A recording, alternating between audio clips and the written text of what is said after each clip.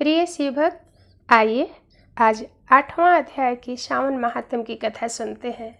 बहुत ही सुंदर कथा है, आपको आनंद आएगा क्योंकि इसमें आगे चलकर मामा और भंजा की बहुत ही सुंदर कथा है। बुध देव और बृहस्पति दोनों ग्रह और देव की कथा है। बहुत सुंदर कथा है, बहुत ज्ञानवर्धक कथा है। आप सब सुनिएगा। श्रावण का पावन महीना है, इसमें भगवान की कथा सुनने से बड़ा ही पुण्य मिलता है। आप चाहे कोई भी काम करते रहे, कथा जरूर सुने। आइए 8वां अध्याय की कथा सुनते हैं। ईश्वर ने कहा, सनत कुमार, आपसे पाप को नाश करने वाला बुध तथा बृहस्पति व्रत को कहूँगा, जिसे श्रद्धा के साथ करके प्राणी उत्तम सिद्धि प्राप्त करता है। ब्रह्मा ने चंद्र को ब्राह्मणों के राज्य आसन पर अभिषिक्त किया। ब्रह्मा ने चंद्र को ब्राह्मणों को राज्य आसन पर अभिषिक्त किया। किसी काल में चंद्रमा ने श्री बृहस्पति की तारा नाम वाली पत्नी को देखा। वह रूप एवं संपन्न, लावण्य, मद, गर्वित देख उसके रूप पर मोहित हो गया। कामबान के बस में हो गया। अपने घर में चंद्रमा को ले आया। रख चंद्रमा की गुरु पत्नी को रख चंद्रमा उपभोग करता रहा। इस प्रकार बहुत काल बीत जाने पर उसे एक पुत्र हुआ। वह विद्वान, रूपशाली, सर्व लक्षणों से युक्त बुध नाम से प्रसिद्ध था। बृहस्पति अपनी स्त्री को खोजते हुए चंद्रमा के घर गए और चंद्रमा से कहे, चंद्रमा, मेरी पत्नी दे दो। गुरु की स्त्री को साथ तुमने कैसे गमन किया? गुरु तुल पाप से तेरा कैसे छुटकारा होगा? इसे बड़े पाप के संजोग में तुम्हारी बुद्धि कैसी हो गई है? तेरी इस प्रिया जिसे तुम अपने घर रखे हो, यानी मेरी पत्नी, गुरु पत्नी स्त्री को तुम चुपचाप दे दो। प्रायश्चित को एकांत में करके पाप से रहित हो जाओ। यदि ऐसा नहीं करोगे तो इंद्र के सभा में तेरे इस पाप को मैं कहूँगा। बृहस्पति ने यूँ कहने पर भी कलंकित चंद्रमा ने गुरु पत्नी तारा को नहीं लौटाया। तो देव सभा में जाकर बृहस्पति ने इस वार्ता को कहा कि मेरी पत्नी को चंद्रमा ने ग्रहण कर लिया है और वह मांगने पर भी मेरी पत्नी को नहीं देता है।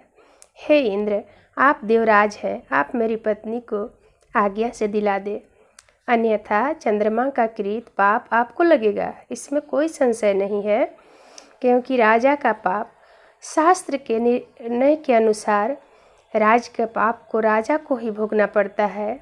दुर्बल का बल राजा होता है, यह पुराण में कहा गया है। गुरु की वार्ता सुनकर इंद्र ने चंद्रमा को बुलाया और क्रोध से आज्ञा दी कि हे चंद्र, तो गुरु बृहस्पति की पत्नी को दे दो। अन्य के पत्नी के संग गमन करना पाप कहा गया है, गुरु पत्नी के संग गमन तो महापाप कहा गया है। अतः हे चंद्र, गुरु की भार्या को बिना विचारे लौटा दो। इंद्र की वाणी को सुनकर निशापति ने कहा, आपकी आज्ञा से गुरु की भार्या को तो लौटा दूंगा, पर पुत्र को न दूंगा। यह मेरे से उत्पन्न है, मेरा वैभव से संपन्न है। इस बात पर बृहस्पति ने कहा कि यह पुत्र तेरे से उत्पन्न है। इसमें देवतागण को संशय उत्पन्न हो गया। देवताओं ने यह विचार किया। इस बात पर बृहस्पति ने कहा कि यह पुत्र मेरे से उत्पन्न है। एक तरफ चंद्र कह रहे हैं कि यह पुत्र मेरे से उत्पन्न है, एक तरफ गुरु कह रहे हैं कि यह पुत्र मेरे से उत्पन्न है। इसमें देवतागण को संशय उत्पन्न हो गया। देवताओं ने यह विचारा कि किसके शरीर से यह पुत्र पैदा हुआ है, इस बात को माता जानती है। देवताओं ने बृहस्पति की पत्नी तारा से पूछा, कहा, जिसके गर्भ से यह पुत्र हुआ है, हे कल्याणी, हे सत्यवती, सत्य कहना, मिथ्या बानी मत कहना। लज्जा से संपन्न तारा ने कहा, चंद्र का और बृहस्पति का क्षेत्रज पुत्र है। आप लोग इसे जिसे सुयोग जाने उसे दे दें। ऐसी बात सुन देवताओं ने शास्त्र से विचार कर उस बुध लड़के को चंद्रमा को दिया। इससे गुरु को खीन देख देवों ने दोनों को वर दिया। चंद्रमा से कहा, हे चंद्र, तुम घर जाओ, यह पुत्र तुम्हारा है। चंद्रमा से तथा बृहस्पति पुत्र यह ग्रह होगा। हे बुध, हे सुराचार्य और हे शुभ, हे बुध, और भी शुभ वर को तुम ग्रहण करो। जो मेधावी दोनों का मिलाकर एक साथ व्रत करेगा उसे सब सिद्धि होगी, यह सत्य है, इसमें संशय नहीं है। शंकर के प्रिय सावन महीने के प्राप्त होने पर बुध और गुरुवार के दिन जो अर्चन करेंगे, नैवेद्य दही भात से दोनों मूर्ति लिखना स्थान भेद से फल भेद होता है।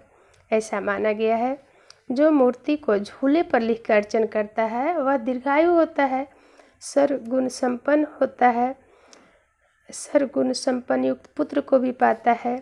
और जो प्राणी खजाने में मूर्ति लिख कर यदि अर्चन करेगा तो उसके खजाने की अभिवृद्धि होती रहेगी, उसकी खजाने दिन दोगुना रात चौगुना बढ़ते रहता है, उसका खजाना कभी क्षय नहीं होता।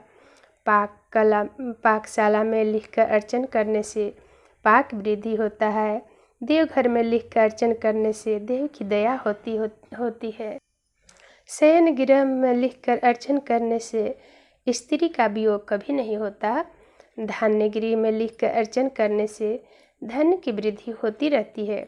इस तरह तत्स्थान में उसका फल होता है।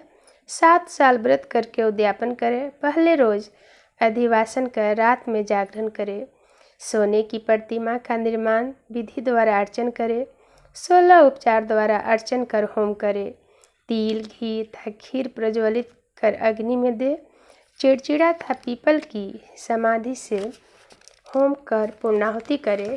मामा था भांजे को अच्छा भोजन कराकर अन्य ब्राह्मणों को भोजन कराए और स्वयं भी भोजन करे। इस प्रकार 7 साल तक व्रत करने वाला व्रती सब इच्छाओं को प्राप्त कर लेता है। सनत कुमार ने शंकर जी से कहा, हे भगवान, आपने जो मामा था भांजे को भोजन कराओ ऐसा कहा, इसके कारण को बताइए। इसको सुनने की मेरी मन में बड़ा ही उत्सुक था। ईश्वर ने कहा, हे सनत कुमार, पहले समय में मामा और भांजा दोनों दरिद्र थे। वे दोनों भोजन के लिए घूमते हुए थक गए। किसी सुंदर नगर में वे दोनों धन मांगने के लिए गए। उन्होंने प्रत्येक मकान में श्रावण महीने में उसी व्रत को देखा। हर एक बार के उस व्रत को करते हुए देखा, पर बुद्ध गुरु का कहीं व्रत नहीं देखा। उस समय उन लोगों ने बहुत काल तक आपस में विचार किया कि सब जगह पर सूर्य और अन्य व्रत का व्रत देखा गया, जैसे रविवार व्रत, सोमवार व्रत, मंगलवार व्रत, पर बुध और गुरुवार का व्रत देखने में कहीं नहीं आया। अतः हम दोनों बुध तथा गुरु व्रत करेंगे, क्योंकि किसी ने इस व्रत को नहीं किया है। अतः यह अनुचिष्ट व्रत है, इसे सादर करे। पर व्रत विधान न जानने से फिर दोनों संशयपन हो गए। तब उन्हें लगा, यह व्रत कैसे करें, इसका विधि तो मुझे पता ही नहीं है, ज्ञात ही नहीं है। दोनों सोचने लगे। तब उसी रात में उन दोनों को स्वप्न में विधि ज्ञात हुआ। स्वप्न में ज्ञात विधि द्वारा व्रत को दोनों ने किया था। बड़ी संपत्ति प्राप्त कर ली। धन सुख संपत्ति ऐश्वर्य से उनका घर भर गया। दिन दोगुना रात चौगुना उनकी संपत्ति बढ़ने लगी। इस प्रकार 7 साल तक व्रत करवे पुत्र पौत्र आदि से संपन्न हो गए। प्रत्यक्ष हो बुद्ध गुरु ने उन दोनों को वर दिया कि आप लोगों ने हमारा व्रत का सुविचार किया है, अतः आज से जो भी इस व्रत को करेगा उसके घर में धन संपत्ति लक्ष्मी सुख संपत्ति सब निवास करेगा, किसी चीज़ की कमी नहीं रहेगी। और जो कोई भी यह व्रत करेगा वह निश्चय कर मामा था भांजे को भोजन कराएगा। इस तरह से यह व्रत समाज में इस व्रत का प्रचलन हो गया। बोलिए भोले बाबा की जय और माता पार्वती की जय। जो कोई भी इस कथा को सुनेगा, इस व्रत को करेगा, भोले बाबा माता पार्वती बुद्ध देव गुरुदेव उसके घर में सुख शांति समृद्धि देंगे।